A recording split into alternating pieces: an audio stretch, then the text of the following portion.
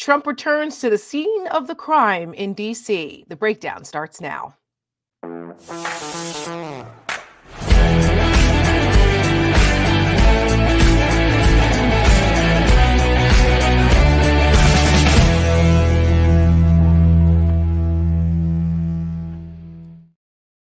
Good evening and welcome to The Breakdown. I'm Tara Setmayer. The Rick Wilson will be joining us in a little bit. He's a little busy right now over on another network, but hopefully he'll make it here in time before the end of the show. But in the meantime, it's just us, and there's lots to talk about. So much breaking news today. Where to start? Let's see. Let's start with the Supreme Court.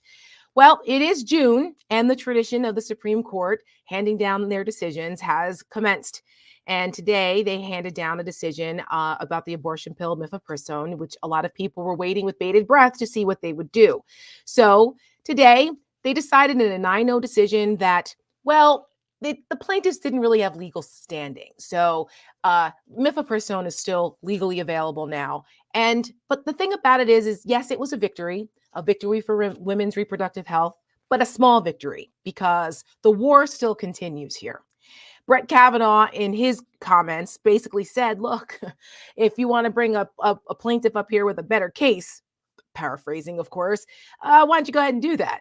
Because they didn't really rule on the merits of the case. They ruled on the fact that they didn't have standing. So it was basically a technicality. So for obvious reasons, we're like, well, okay, at least there's that.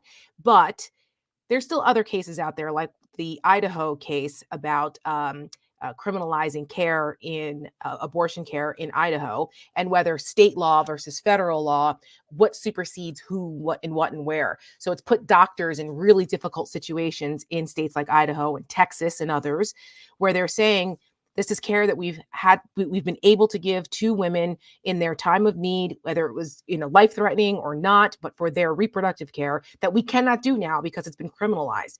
And you have doctors fleeing these states that have been there for years, and women are left to suffer or flee their home states to other states for safe refuge in order to get the care they want. So this is an ongoing battle, folks, unfortunately. And in 2024, it seems pretty ridiculous that these are the conversations we're having. But then again, in 2024, the Southern Baptists down there yesterday voted that IVF isn't a thing. They don't want it. They don't like it. They think IVF should be illegal. IVF, something that 90%, like 80 to 90% of the American people are okay with. They agree with it. They support it. Families have been blessed with children thanks to IVF. But no. The extreme right wing of the GOP says, no, we're going for that too. So we're keeping an eye on all of this, folks. It's some very alarming in 2024 that this is what we're facing, but here we are. What else? Oh, Supreme Court. Clarence Thomas is back in the news, as is Justice Alito. Just when we thought that we were they could go away. We didn't have to deal with them anymore. Tired of Alito and Thomas. I'm over them. But no, they keep doing crazy things and unethical things and things that make me feel very uncomfortable about the integrity of the Supreme Court. I know I'm not alone here in this. Let's see, where should we start with? We'll start with Alito first. I'm sure by now many of you are aware that Justice Alito and his wife were caught on tape by undercover documentarian Lauren Winter at an event where he was talking about restoring the country back to a godly country. And his crazy wife, who is cuckoo, okay, she is cuckoo for Cocoa Puffs, this woman.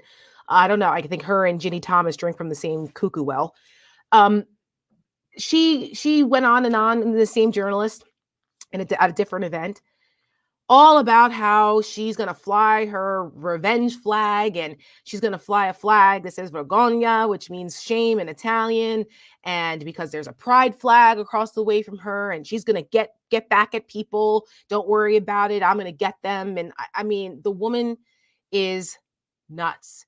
And, there's been some criticism about the tactics here, about kind of the ambush journalism and undercover and whether it's ethical or not. And we can save that conversation for another day.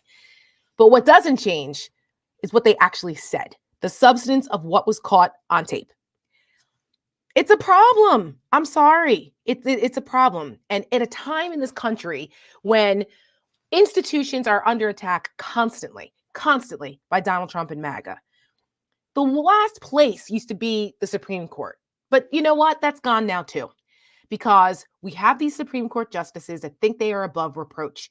And the era of Trump has exposed them. I mean, nobody thought, I mean, everyone knew Alito was super conservative, and that's fine, right? But this stuff, what are we doing? Flying January 6th upside down to stress flags and it's a lot. It's a lot. So I'm glad that they're being exposed.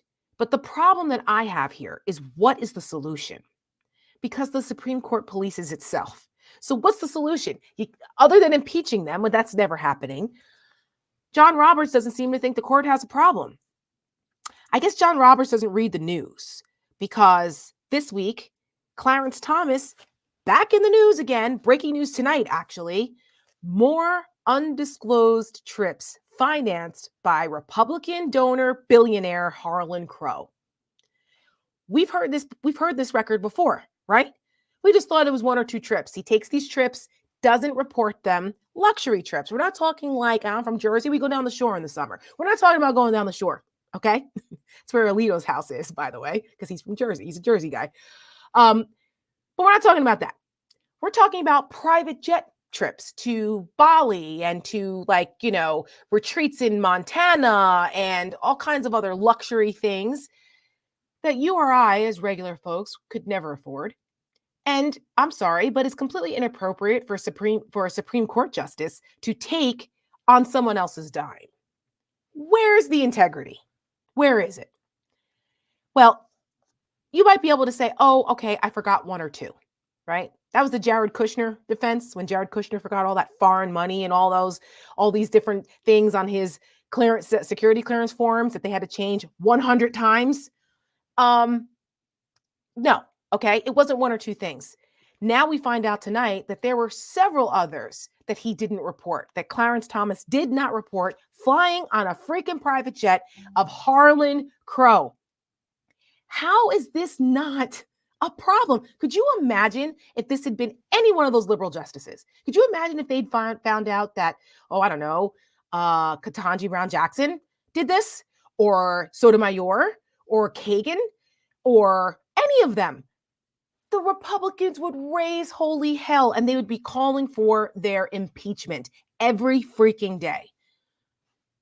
What do Clarence Thomas and Alito have to say for themselves? This is what they say. They don't care. What are you going to do to me? John Roberts has obviously said he's not going to do anything to him. Dick Durbin and the senators over there and on the Senate side, they wrote a strongly worded letter saying, I don't know, we want to talk to you. We want you to answer for this. And what did the justices do? They told him, screw you, because they don't have to. They're not compelled to testify in front of Congress. So, I think that this is a reminder that elections have consequences, because who appoints these people? The President of the United States. And we're not going to pack the court. We're not going to change how many Supreme Court justices there are. That's not happening anytime soon. But what can happen is ethics reform. There has to be some type of ethics package passed through Congress, the next Congress. That's why you have to make sure you vote. And who controls both chambers matters, as well as the presidency. But it's got to start with Congress, because this is out of control. And we need as a country to have confidence and integrity and in our institutions, especially the Supreme Court. Come on, guys, do better. This is unacceptable. Unfreaking acceptable. What else is unacceptable is the fact that Donald Trump returned to Capitol Hill today for the first time since January 6th. Donald Trump returned to Capitol Hill to a hero's welcome by the Republican Party today. The guy who incited an insurrection and tried to stop the peaceful transfer of power for the first time in this country's history had a hero's freaking welcome on Capitol Hill today by the Republican Party. How shameful. It is really hard to fathom. And it makes me sick to my stomach to watch the way the Republicans fall all over themselves to kiss this guy's ass. He is a convicted felon, insurrectionist, traitor to this country who hates everything great and good about America. But oh, he's welcomed with a hero's welcome on Capitol Hill today. We put out a little video today, a little rapid response about Trump's visit. Take a look.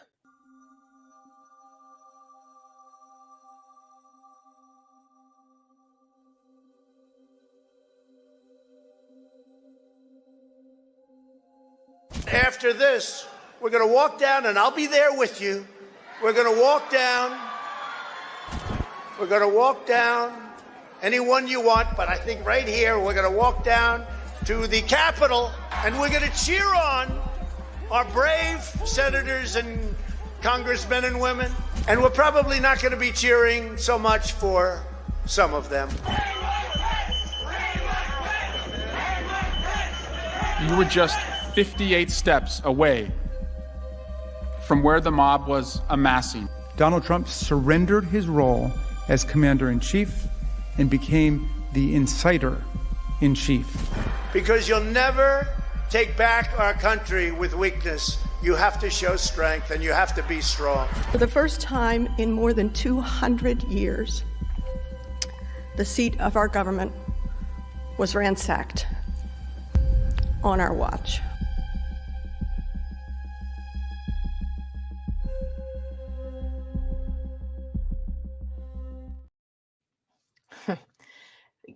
Speaks for itself.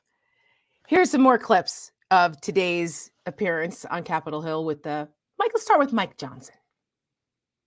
The former president gave his endorsement to this leadership team, and does he want you to continue to be the speaker after the November election? He said very complimentary things about all of us. We had sustained applause. He said, I'm doing a very good job. I mean, we're grateful for that. Look, we have to have continuity in leadership. We have to have a plan, and it has to be very carefully executed.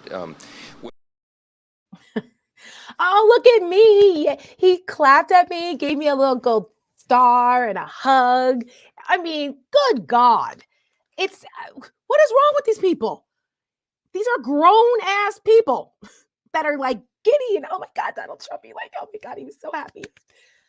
Marjorie Taylor Greene was like basically like orgasming today because, oh, he remembered my name and he looked right at me and blah, blah, blah. Oh, stop it. They're disgusting people. I cannot take them. I just cannot. What are we doing here? You know what else Donald Trump did? Okay. I mean, it feels like it's been a month since the last show, but it's actually only been a week. Donald Trump had a rally last week in Las Vegas. And then he also, at another rally before this, he's got this weird obsession with Hannibal Lecter. Anybody ever seen Silence of the Lambs? Okay, famous movie, really good, by the way, but a little creepy because it's about a cannibal. Hannibal Lecter is a fictional character who is a serial killer cannibal. Okay? Donald Trump called him a great man, the great Hannibal Lecter. What? So everybody was like, that's really weird and creepy. That's kind of a new level of weird and creepy for him. And then he repeated it again today, apparently, because there were reports coming out of the conversations inside the rooms because he met with both the House and the Senate. And Jim Acosta today was on his show and he goes, wait a minute, we're getting a report that Donald Trump said what? Check out the clip. And Lauren, and I will note from our Melanie Zanona, who is in the room and sending some of these tidbits out, apparently the former president made reference to Hannibal Lecter and said, nice guy, quote, he even had a friend over for dinner. So we've seen Trump out on the campaign trail praising Hannibal Lecter. Apparently he did it again this morning. Not sure we fully understand the context of that, but thanks to both of you. Appreciate it. Coming up. Well, speaking of bringing somebody in for dinner, welcome, Mr. Wilson. Steaming, Tara. Are they? Fava beans. What the fuck, Rick? Focus group tried to test me once. I ate their liver with some fava beans and a nice Chianti. And a nice Chianti, yes. What? I mean, what?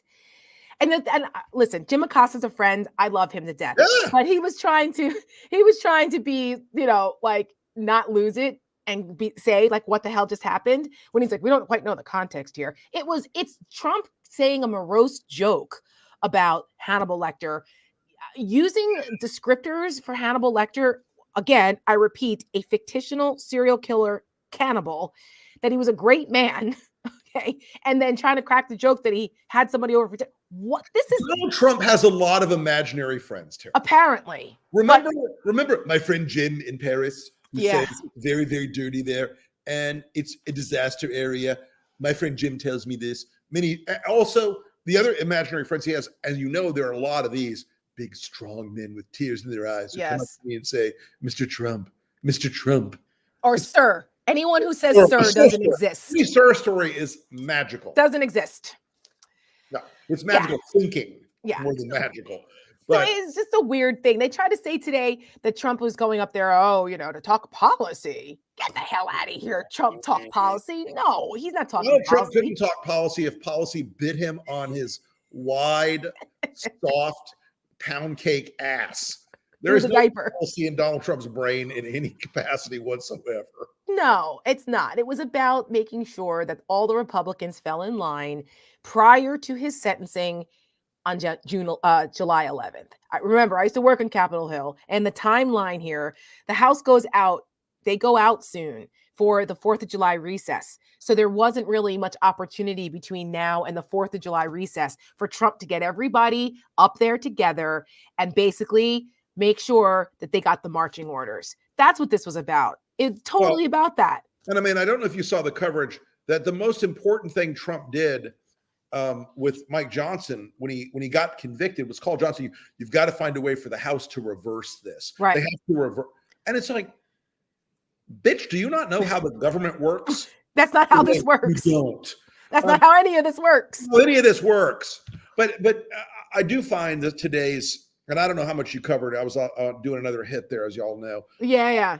I talked mostly about the Supreme Court today. Okay. Well, I mean, I just found the Supreme Court, boy, that's John Roberts really trying to escape the doom coming at the court. But what I think that this visit to Capitol Hill today really informs us about is it's not about Trump. This is about the utter moral collapse of what was the Republican Party. Correct. And when you see a guy like Mitch McConnell, who I know for a fact, folks, hates Donald Trump with the fire of 10 billion blazing supernovas. Mm-hmm. And you see all these other rank and file guys out there who also, just so you know, guys, they hate him. They do. They hate him. There's probably 60 members of the House who are like Heil Trump figures, but the vast majority of them, including the littlest, not the littlest liar, the biggest liar of all, Elise Stefanik, who hates him.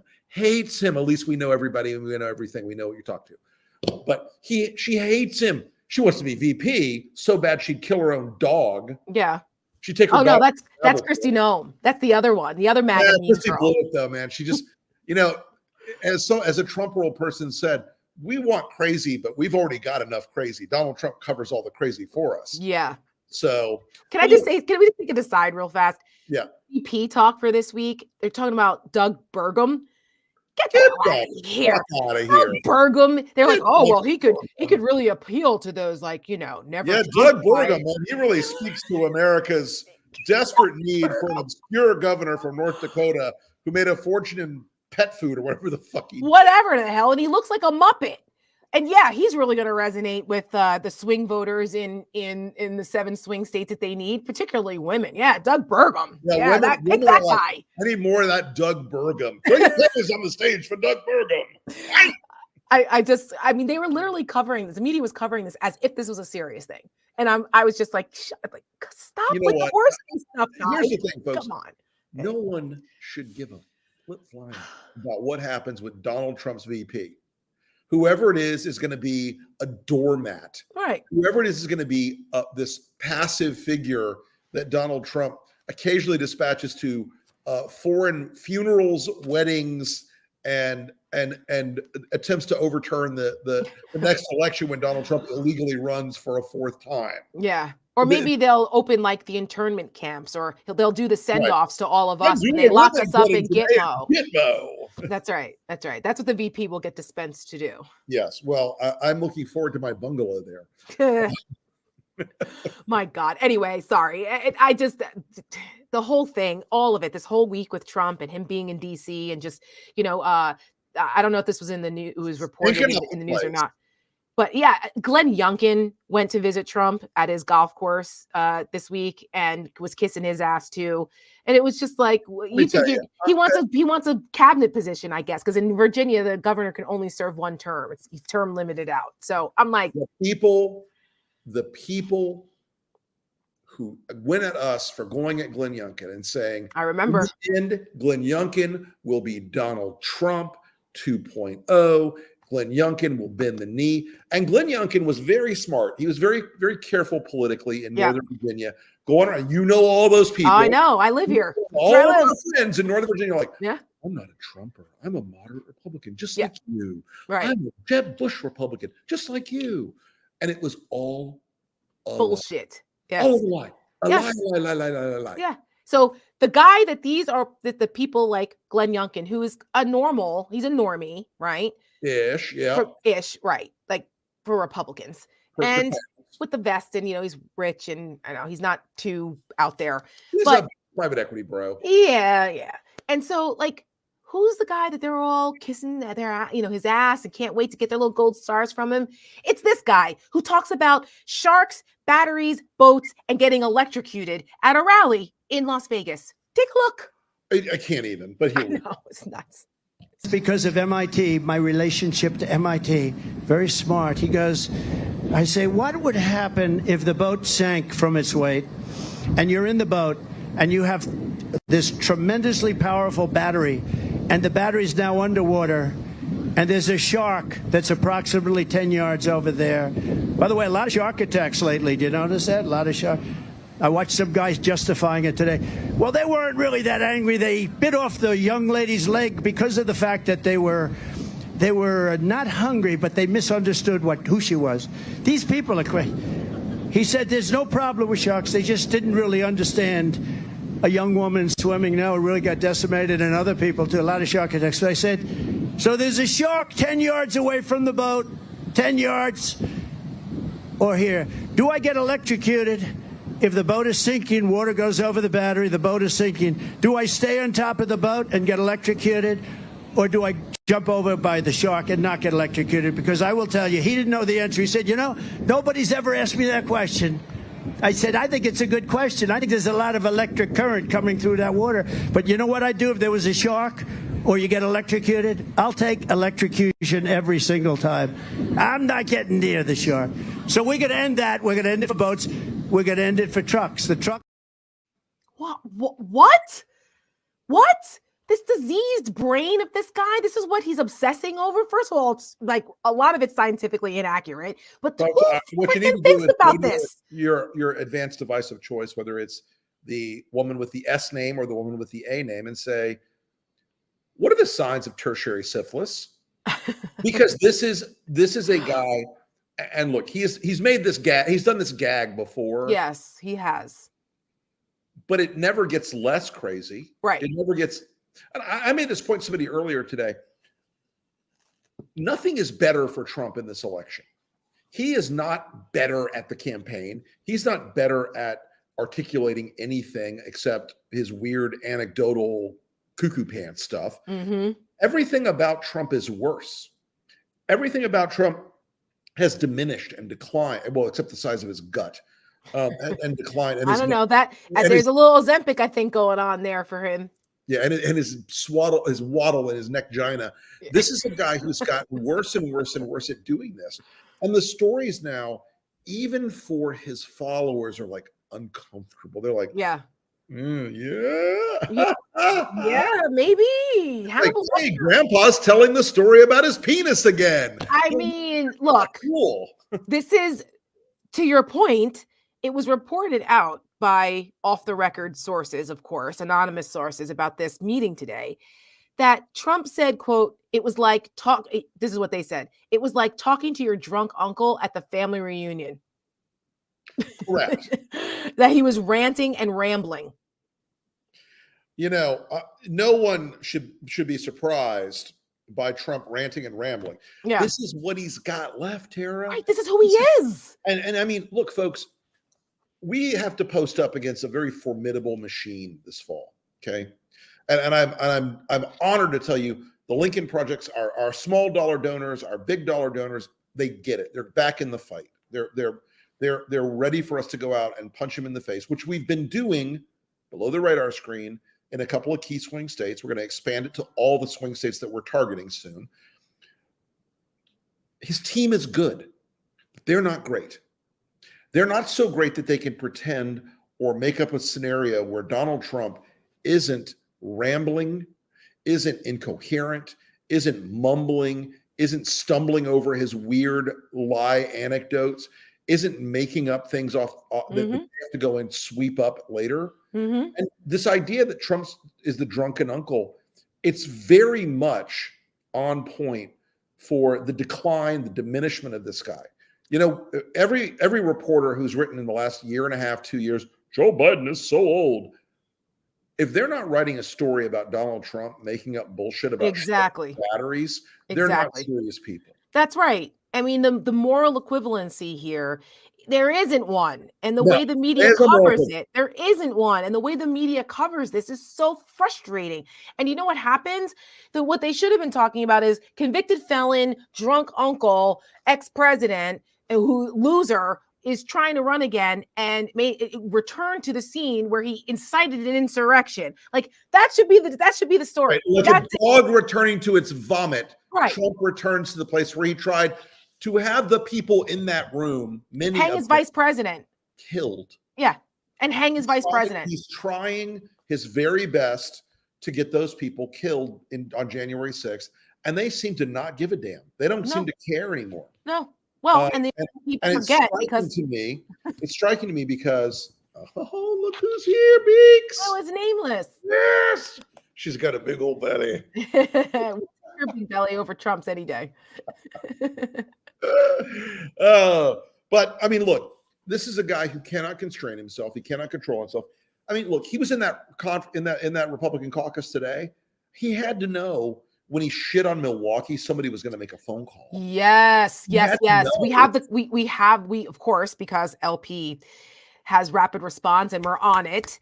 The report is that during this rant, closed door thing with the Republicans, that he went off about Milwaukee. Bonus cat, Zurich. Oh, we got a bonus black cat today. Yeah, I got cats for days. I know. Tiki's upstairs. I know people always ask, where is dogs, Tiki? I got cats. So do we. But I'm in a different house now. And Tiki was the last 2 years, actually. And Tiki can't get down here now.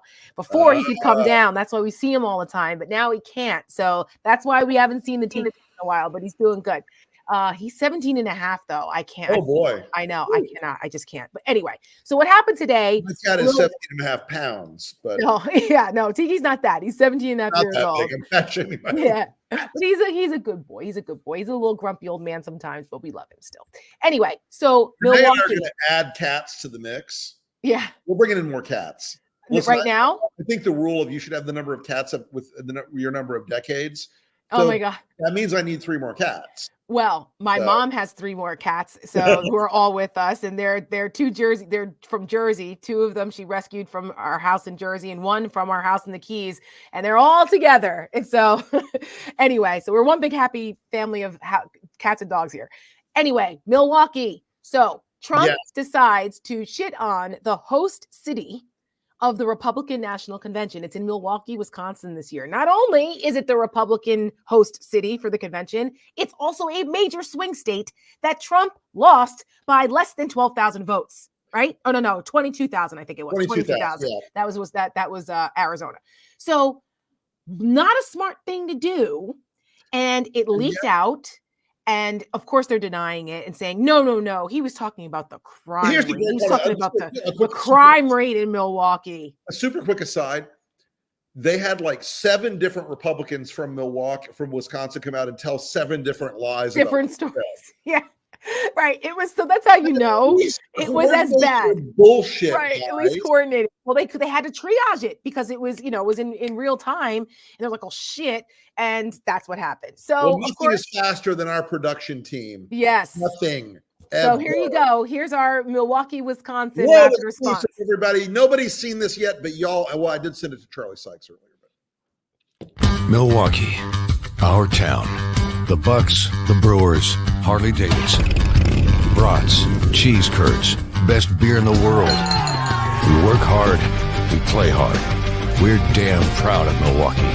It's home, and we love it. If Donald Trump says Milwaukee is a terrible city, imagine how little he thinks of the rest of Wisconsin.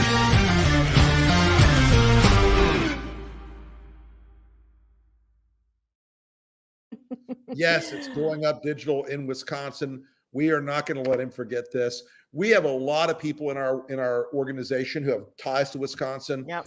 I've done a lot of campaigns in Wisconsin over the last 30 years. I love Wisconsin. Donald Trump does not love Wisconsin. And by the way, he doesn't love any of those places. He is such a shitbird because Milwaukee has become one of the great cities in the Midwest. It's a cool city. Amazing downtown, amazing food scene, art scene, business scene, tech breweries. Scene. It's amazing. Yep. It's a cool city. And this is the kind of thing that Donald Trump thinks that doesn't matter. Because you know what the code is for him? The blacks. That's what he's trying to communicate to people. Of course. Because Milwaukee has minorities and he hates that idea. They may even try to change the GOP convention and do it some other way. The Mar-a-Lago convention, they're going to try some bullshit. My God. You know what? That's actually pretty funny.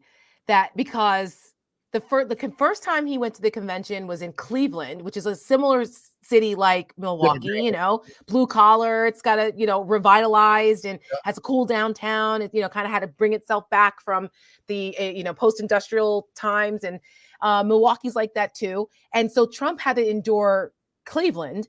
And then there was no convention in 2020. They did it at the White House, which was against like every freaking hashtag violation you could think of, but whatever. And now this time, because there's a whole committee, folks, for those of you who don't know, but there's a whole committee that gets formed through the Republican National Committee to pick the site of where they're going to have the convention. And it's a whole big like political thing internally in the party of what city gets the convention. So someone had enough foresight, at least, to know that, Wisconsin's going to be in play. So we're going to do it in that part of the country. So they got Milwaukee. Donald Trump hates these places. If he could have, because he wasn't, he lost. So if he could have, he would have been like, we're not doing it there. Right. We're doing it in Florida. We're going to do it at Mar-a-Lago, or we're going to do it at one of my golf courses or something. But there's like a convention industrial complex. It's a major moneymaker for vendors, and then for the city, it's a good, brings in money and all that. So there's a lot of moving parts. You can't just up and move a national convention like that. So, or else, believe me, I'm sure Trump probably tried. But I will tell you this: it is not playing well in the Milwaukee Journal-Sentinel or in Milwaukee. Good. Right. And again, we're going to go ahead and remind voters in Wisconsin, this is what he thinks of you.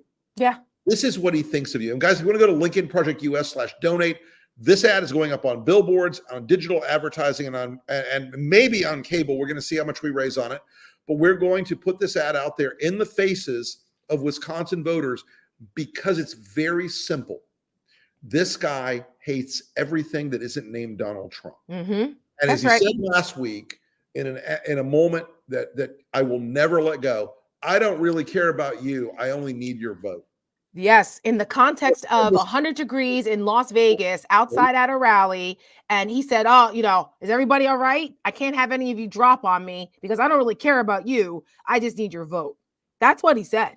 And they're like, like the idiots, jerk offs they are. Like, there were a lot of people today that came out of that meeting with Trump.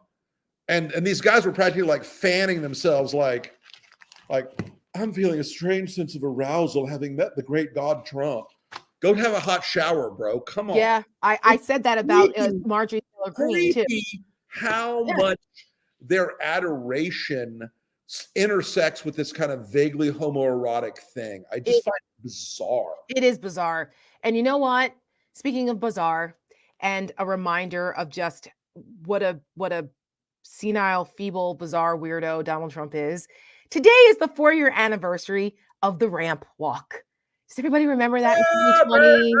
The rent. And Trump is when not Trump- well. It was West Point, right? Wasn't it West Point? The graduation ceremony at West Point where he needed help down the little ramp and he had trouble drinking water and all of that. And of course, LP dragged him for it. Dragged Never him. gets old. Never gets old. So we're going to take a trip down memory lane and watch from 4 years ago, The Walk. Not well. Something's wrong with Donald Trump. He's shaky, weak, trouble speaking, trouble walking. So why aren't we talking about this? And why isn't the press covering Trump's secretive midnight run to Walter Reed Medical Center? Why do so many reporters who cover the White House pretend they can't see Trump's decline? The most powerful office in the world needs more than a weak, unfit, shaky president. Trump doesn't have the strength to lead, nor the character to admit it. We're not doctors, but we're not blind. It's time we talk about this. Trump is not well.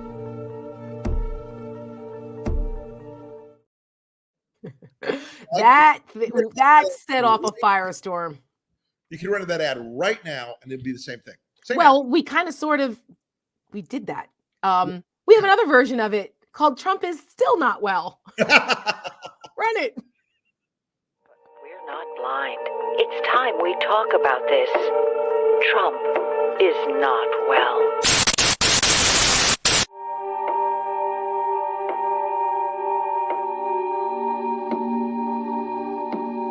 It never said Trump's a great speaker. Never said. I've never heard it. I don't like mosquitoes. Your climb. They call it climate. I don't mind being Nelson Mandela. They want to debank you, and we're going to debank transactions. But I know paper. I know cans. An anonymous, really an anonymous country, and you do applicable. I took a cognitive test. We're funding Hezbollah and Hamas. You have a better chance of being struck by lightning than hitting a whale. We can't do anything. It would be nice to have an intelligent person be president. We would be in World War II. What? What is?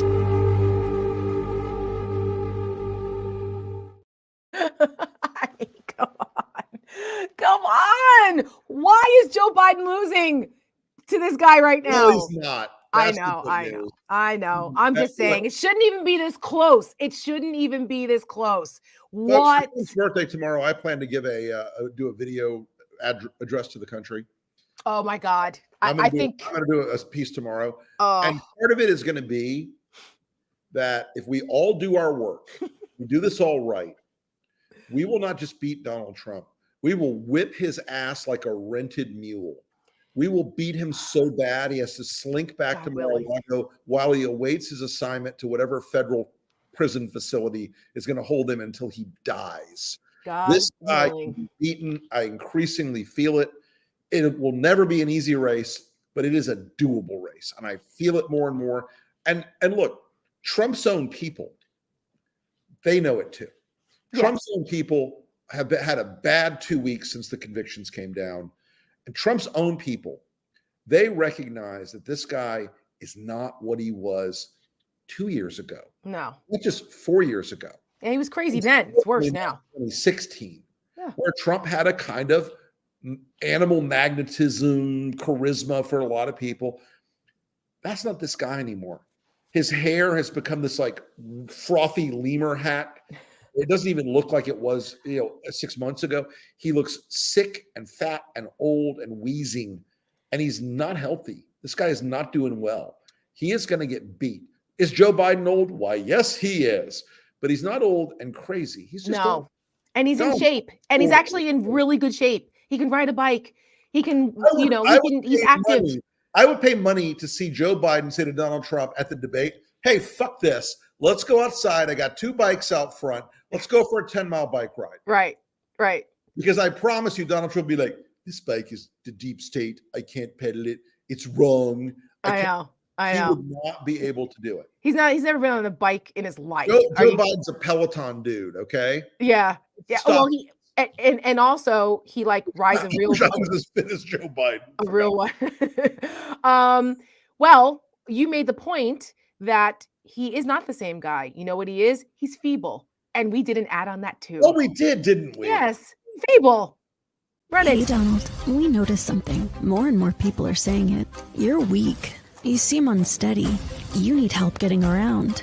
And wow. An enormous, really an enormous country, and you deserve. Are you sure you don't have dementia? It runs in the family. Have you had a real doctor check you out? You keep confusing things. And we did with Obama. We won an election. Getting the facts wrong. We just left pleasure. For paradise. People laugh about it, about you, even your own people behind your back. You're winning the primary, but losing your power, your strength, your manhood.